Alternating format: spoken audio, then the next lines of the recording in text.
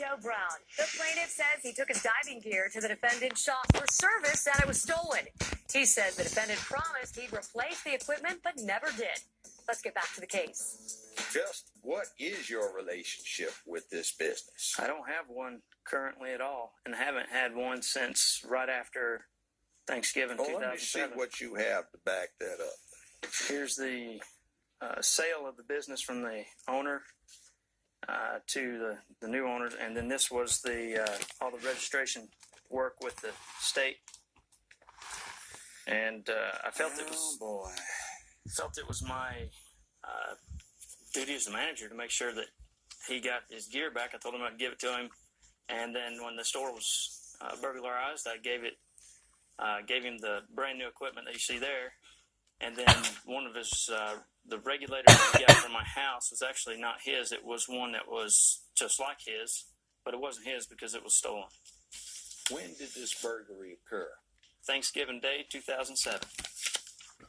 Got a call from the sheriff. Said that the back door was open and the locks were drilled out. All in all, the store lost somewhere around $60,000 in equipment. And then, sounds like there might have been an inside job here. There was only the owner and myself, and the locks were drilled out. And then the insurance didn't cover the loss because the owner of the store did not have what the insurance company claimed as monitored video equipment. So there was a complete loss. And the doors were shut that weekend. Never opened back up. Well, I'm going to pass this information down to the plaintiff and his witness. It reflects, and it seems to be duly filed with the state registration, the business known as Scuba Daddies has been acquired by a certain entity, which this reflects as an incorporated entity. If you will refer to page 1 of 5, you will see what happened with the sale. And if you refer to page 4 of 5, you will see who the designated agents for service of process are. See, the corporation that acquired that is the one that's responsible for your equipment. He's only an employee. And what happens is, unless it's very closely operated, which in this case it appears not to have been, since there's a chain that owned it and a bigger chain that got it, what happens is that the investor's personal funds are immune, and you have to get what the corporation has. But I would suggest that in the meantime, since it's not too late, you submit this claim list you have here to your insurance company. They're probably going to hit you with a deductible, but you'd get most of it back. Yes, sir. I'm also wondering, was Hardy and this Steve in the process of taking over the business?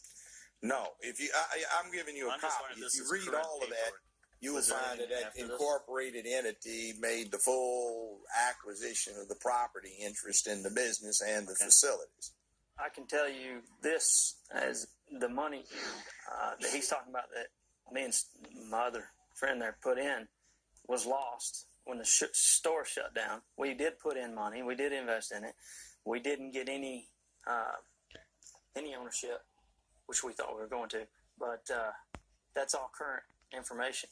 So we not only lost the $60,000 in inventory, we lost our own personal funds that we put into it. Judge Joe Brown makes his ruling after this. JoeBrown.com. I feel for you, but there's nothing I can do because he's not even a managerial employee. He's just simply, he's an instructor, and he does the maintenance. And he appears to have gotten shafted because he's out of a job. Okay. So I would just say you still have a remedy, but I have to dismiss without prejudice your action because he has no standing. He's only an employee.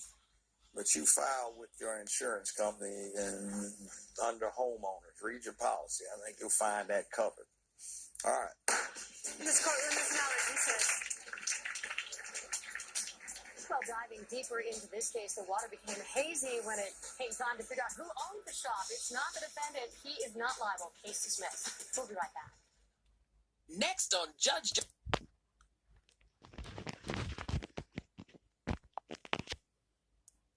Joe Brown. Back, diving through the wreckage of this scuba saga was difficult considering the hazy shop ownership to deal with. Still, it became clear when the defendant offered paperwork he didn't own the shop. He's not liable. Case dismissed.